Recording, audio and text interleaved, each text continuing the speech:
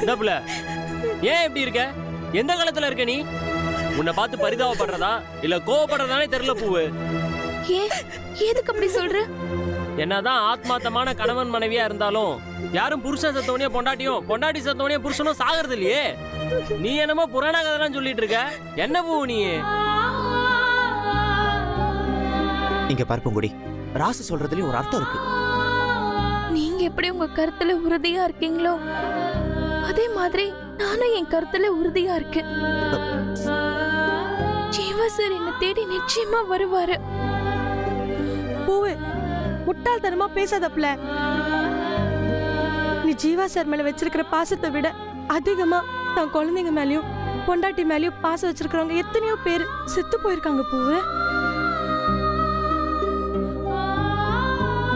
அதுக்காக உங்க குடும்பத்துல இருக்கிறவங்க எல்லாருமே செத்து போல. அது புரிஞ்சுக்காம பேசாதப்ல. அன்னைக்கு ராஜம்மா மேடம் எல்லாரும் முன்னாடியும் உன்னை அசிங்கப்படுத்தி காலேஜை விட்டு துரத்துனப்போ நீ புத்தி சுவாதீனம் இல்லாம போயிட்ட. உன்னை சுத்தி என்ன நடந்துச்சுன்னு கூட உனக்கு தெரியல. அன்னைக்கு உன்னை ஊருக்கு கொண்டு போய் சேர்க்க நானும் ராசுவும் எவ்வளவு கஷ்டப்பட்டோம் தெரியுமா? ஆமா பூவு, அப்படி ஒரு சூழ்நிலை மறுபடியும் வந்துடக்கூடாதுன்னு தான். நீ வேணும்னா கொஞ்ச நேரம் ஜீவா சாருக்கா வாய் விட்டு அழுதுட்டு வா, நம்ம போலாம் பூவு. பூவு, அன்னைக்கு நான் உன்னை பார்த்து வருத்தப்பட்டதை விட இன்னைக்கு அதை விட 1000 மடங்கு கூடுதலா வருத்தப்படுறேன் புள்ள. இப்படி மக்க புள்ளையா இருக்காது புள்ள. கொஞ்சமாவது நான் சொல்றத கேளு பூவு. நீங்கெல்லாம் என்ன சொன்னாலும் சரி, நான் என் நம்பிக்கையை விட போறது இல்ல. ஜீவசரிய முன்னாடி உயிரோட வர வரைக்கும் நான் அன்னும் தண்ணி தொட மாட்டேன்னு அந்த சாமி கிட்டயே சொல்லிட்டேன். இந்த ஆத்தா நிச்சயமா ஜீவசரை கொண்டு வந்து என் முன்னாடி நிறுத்துவா. பூவு, என்ன புள்ள இப்படி பண்ணிட்டு இருக்க? அப்ப நேத்துல இருந்து நீ எதுவுமே சாப்பிடலையா? கோவில் பிரசாதம் கொடுத்தாங்க, அத கூட சாப்பிடல. பக்தி இருக்கலாம் பூங்குடி, ஆனா அப்படி பைத்தியக்காரத்தனமா இருக்க கூடாது. எது பக்தின்னு சொல்லுவ, எது பைத்தியக்காரத்தனம்னு சொல்லுவ? அதுக்கு என்ன அளவுகோல் இருக்கு?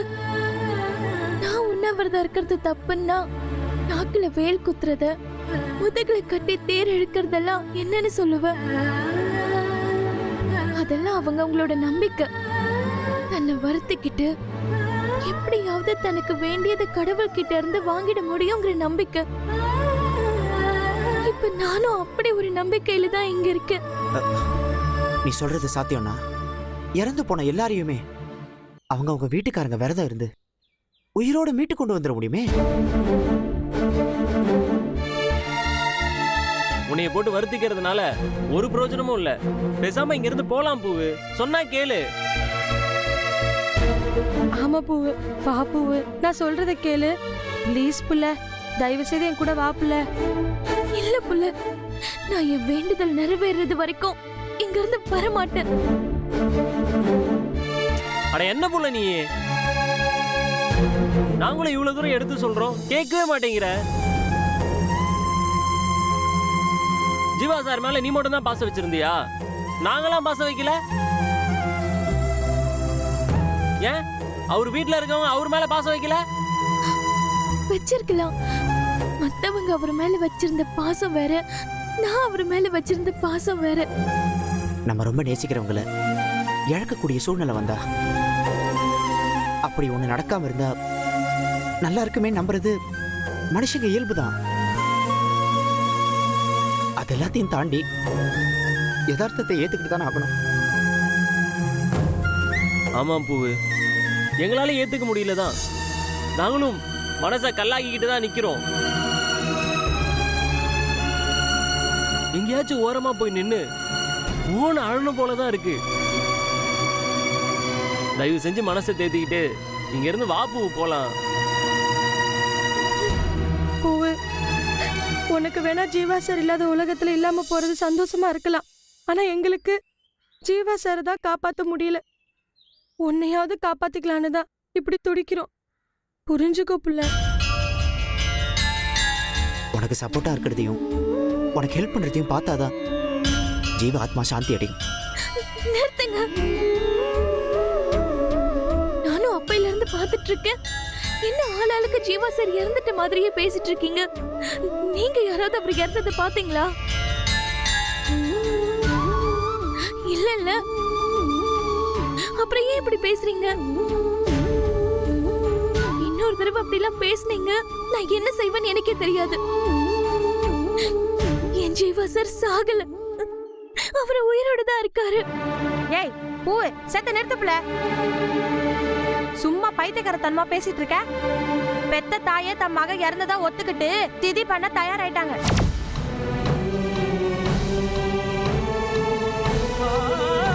அவன் டெட் பாடி கிடைக்கலன்றதுக்காக அவன் சாகலன்னு நினைக்க கூடாது பூங்குடி. அவன் செத்து போனதுக்கான எல்லா எவிடன்ஸையும் போலீஸ் கொடுத்திருக்காங்க. என்ன கொடுமை! அவன் பாடியை கூட கடைசியா ஒரு தடவை பார்க்க முடியாம போச்சேன்னு தான் ரொம்ப வருத்தமா இருக்கு. சரியான ஆதாரம் இல்லனா மாயாவதி மேடம் திதி கொடுக்க சம்மதிப்பாங்களா? பூவு, கண்டதையும் யோசிக்காத பூவு. ஜீவா சார் திரும்ப வரமாட்டாரு பூவு. கொஞ்சம் மனசை தேத்திக்கோ. பூவு, அந்த கடவுளுக்கு கண்ணு இல்ல புள்ள. அதான் நல்லவங்களை கூட கொடூரமா கொல்லுது. ஜீவா சார் அவர் போன காரோட எரிஞ்சு சாம்பல் ஆயிட்டார். இதுக்கு மேல இந்த தெய்வங்கள் எல்லாம் நம்பி எந்த பிரயோஜனமும் இல்ல புள்ள. நீ வா புள்ள, இங்க இருந்து போலாம். வா வா.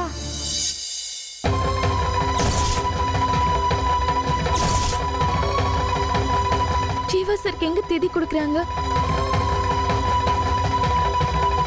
சொல்லுங்க, எங்க தேதி கொடுக்கறாங்க? செம்பரம்பாக்க ஏரியில.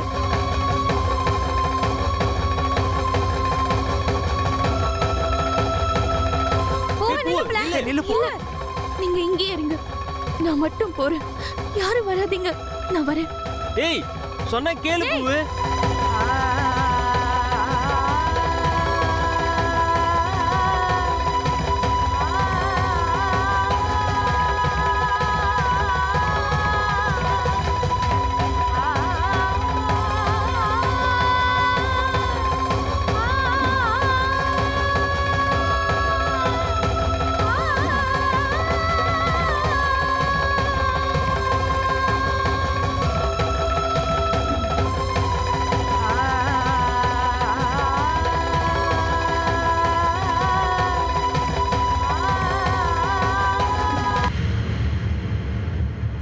வரதரம் விஷ்ணும் சசிவர்ணம் சதுர்புஜம் சர்வதே சர்வத்மவிடாந்ததே யஜ்ஞாதவேதம் பரமம் பவித்ரம் பிரஜாபதேஹ யத்சகஜம் பிரஸ்தாத் அமனுஷ்யம் அக்ரியம் சுப்ரம் யஜ்ஞாதவேதம் பலமஸ்பதேஜஹ. இந்த பூணில் போட்டுங்கோ, பிள்ளையார் நினச்சி போட்டிங்கோ. சுக்லாம் வரதரம் விஷ்ணும் சசிவர்ணம் சதுர்புஜம் பிரசன்னவதனம் தியாஜே சர்வத்மவிடாந்ததே.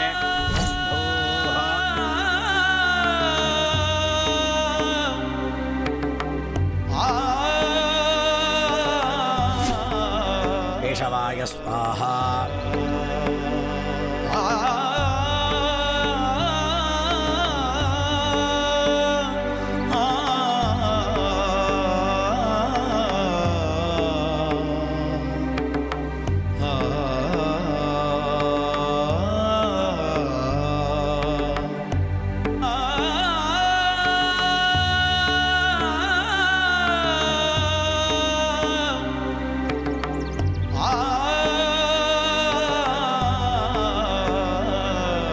யாருக்கு திதி பண்ண போறேன்? பையனுக்கு. பையன் பேர் என்ன? ஜீவா. யஜமானஸ்ய குமாரஸ்ய ஜீவானாமதேயஸ்ய சத்யாத்மீக ஸ்ரார்த்தே பிண்டப்பிரதானேனாத்ய கரிஷ்யே. பிண்டப்பிரதானேன அர்க்யம் பாத்யம் ஆச்சமனீயம் சர்வோபசாரான் சமர்ப்பயாமி. பிண்டசகிதாஜ நமः கர்ப்பூரதாம்பூலம் சமர்ப்பயாமி. இதம் உபரிபிண்டம் சமர்ப்பயாமி. இதம் உபரிபிண்டே நமः समस्त राज उपचाराम समर्पयामि. இந்த பிண்டத்தை கரைச்சிட்டு வாங்கோ. மாத்திர मातृदेवो भव पितृदेवो भव आचार्यदेवो भव अतिथिदेवो भव यजमानस्य कुलपितृदेवताभ्यो नमः போய் கரைச்சிட்டு வாங்கோ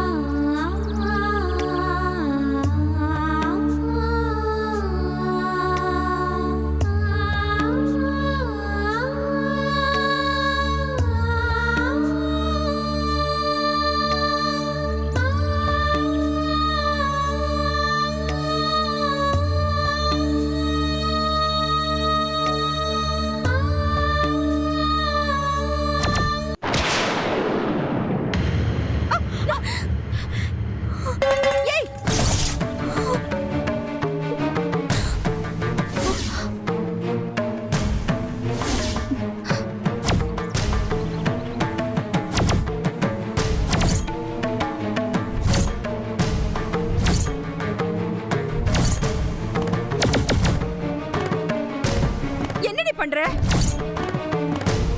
எங்க இவ என்ன பண்றா பைத்தியக்காரி போறீங்கிறது பாத்தீங்களா இவ பண்ண வேலைய நான் பண்ணது இருக்கட்டும், நீங்க என்ன பண்றீங்க? ஜீவா சருக்கு திதி கொடுக்குறீங்களா? நான் உயிரோட இருக்கிற வரைக்கும் அது நடக்காது.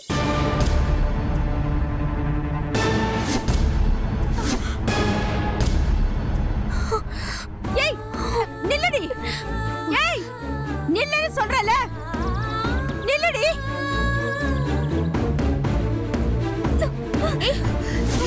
யாருமா நீ? எதுக்குப்பா இதெல்லாம் பிக்கிற?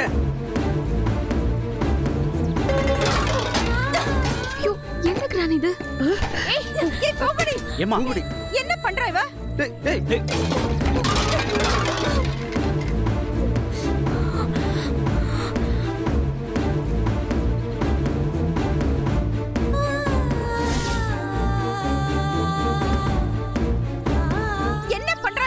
ஏன் இப்படி பண்ண? என்னடி நானும் பாத்துக்கிட்டே இருக்கேன், ரொம்ப ஓவரா போயிட்டு இருக்க. இன்னொரு பொருள் மேல கைய வச்ச உனக்கு திதி கொடுக்கறதுக்கு கூட எதுவும் இல்லாம பண்ணிடுவேன். மரியாதை இங்க இருந்து போயிடு. இனிமே எங்களை தேடி வராத, எங்க குடும்ப விஷயத்துல தலையிடாதேன்னு நான் நேத்தே சொல்லிட்டேன். மறுபடியும் ஏன் இங்க வந்த?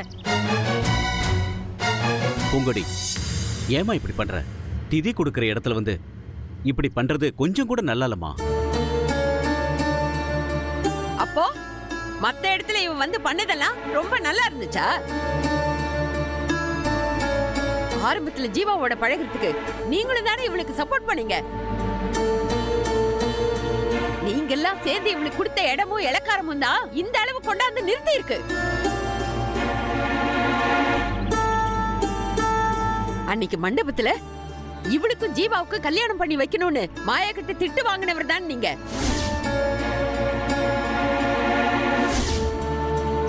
மூஞ்சிலேயே 2 குடு கொடுத்து துரத்து விடாம அப்படியே நின்னு கொஞ்சிக்கிட்டு இருக்கீங்க.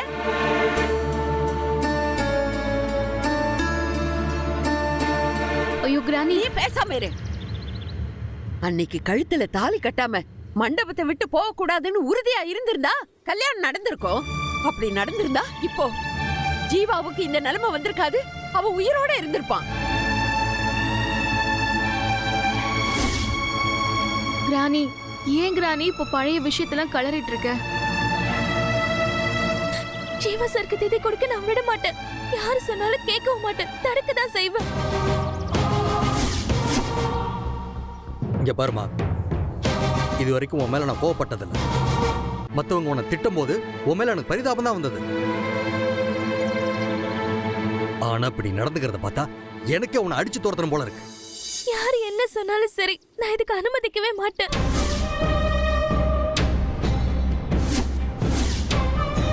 ஏய், நீ என்னடி அனுமதி தர்றது? இது எங்க வீட்டு காரியம். இத பண்றதுக்கு யாரோட பர்மிஷனும் எங்களுக்கு தேவையில்லை. ஜீவா சார் எனக்கு சொந்தமானவர். அவருக்கு செய்யறதுல முடிவெடுக்கிற அதிகாரம் எனக்கும் இருக்கு. உன் அதிகாரத்தை கொண்டு போய் உன் அம்மா கிட்ட காட்டு.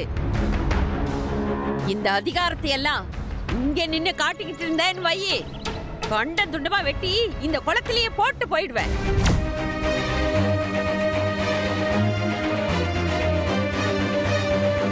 ஏ போங்கடி. எல்லாருமே சொல்றோம்ல, ஏன் உனக்கு புரியவே மாட்டேங்குது? முதல்ல இங்க இருந்து போ. நீங்க ஜீவா சாருக்கு கல்யாணமே பண்ணி வச்சாலும் நான் அதை தடுக்க வந்திருக்க மாட்டேன். ஆனா இதை என்னால தடுக்காம இருக்க முடியாது. ஏன்? ஏன்னா ஜீவா சார் உயிரோட இருக்கார்.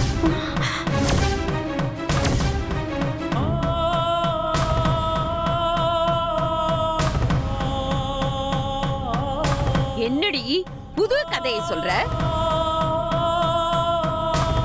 அதான் மாயாவதியும் ஸ்ரீராமும் நேர்ல போய் பார்த்துட்டு வந்துட்டாங்கல்ல. ஸ்டேஷன்ல தான் ஆதாரத்தோட நிரூபிச்சிருக்காங்களே. அவன அடையாளமே தெரியாத அளவுக்கு பண்ணிட்டு இங்க வந்து நின்னுக்கிட்டு அழுது ஆர்ப்பாட்டம் பண்றியா?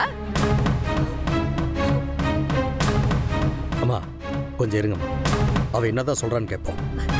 என்னத்த கேக்குறது தம்பி? இவெல்லாம் ஒரு ஆளுன்னு இவ சொல்றதெல்லாம் காது கொடுத்து கேட்க வேற சொல்றீங்களா?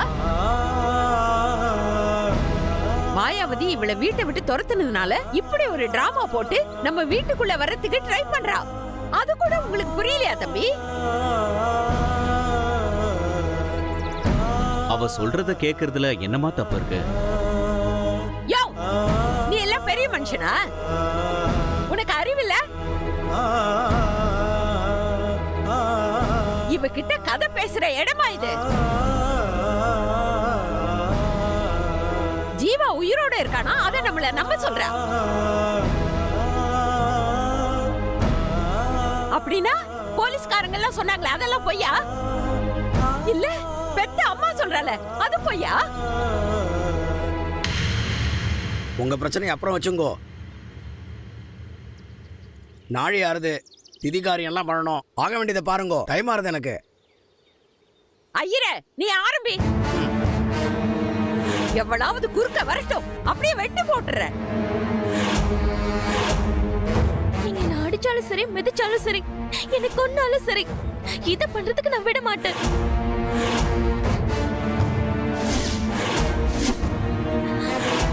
உயிரோட இருக்கிற ஜீவா சாருக்கு தேதி கொடுக்கறதுக்கு நான் விட மாட்டேன். ஏய், நானும் பாத்துக்கிட்டே இருக்கேன்.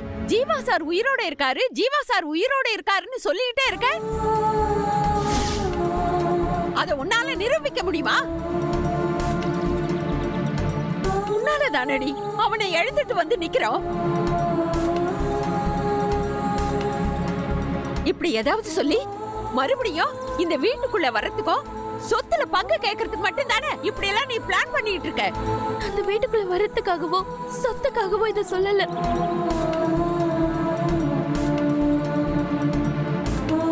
இப்போ உங்க முன்னாடி ஆதாரபூர்வமா என்னால நிரூபிக்க முடியாம போகலாம். ஆனா என் உள்ளுணர்வு சொல்றது நிஜம்.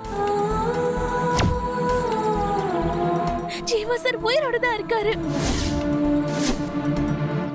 அடச்சி, ஒரு உணர்வு இல்லாதவனி, உனக்கெல்லாம் உள்ளுணர்வு வேறயா?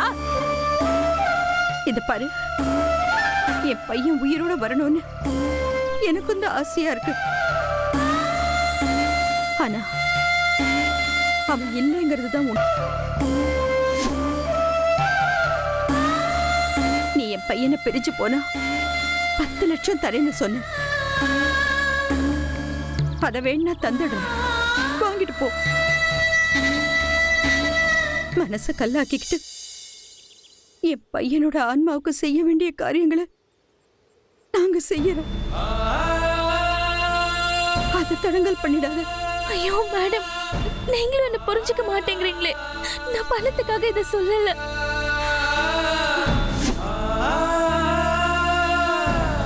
எத்தனையோ இடத்துல செத்துட்டு சொன்னவங்க மறுபடியும் உயிரோட வந்ததை நீங்க பார்த்தது இல்லையா? புதைக்கிறதுக்கு கொண்டு போயிட்டு எத்தனையோ பேர் உயிர் இருக்கிறது தெரிஞ்சு வீட்டுக்கு தூக்கிட்டு வந்திருக்காங்க. ஜீவா சார் உயிரோட இருக்கிறது என்னால எப்படி நிரூபிக்க முடியாதோ அதே மாதிரிதான் ஜீவா சார் இறந்துட்டாருங்கிறதையும் உங்கள யாராலையும் நிரூபிக்க முடியாது.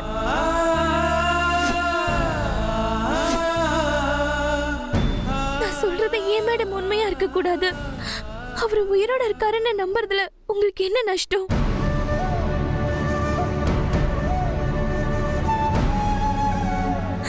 ஏன் இப்படி எல்லாம் அவருக்கு காரியம் செய்யணும்னு அவசரப்படுறீங்க? அவர் பொருள் எல்லாம் காட்டிட்டா உடனே ஜீவா சார் செத்து போயிட்டாருன்னு அர்த்தமா?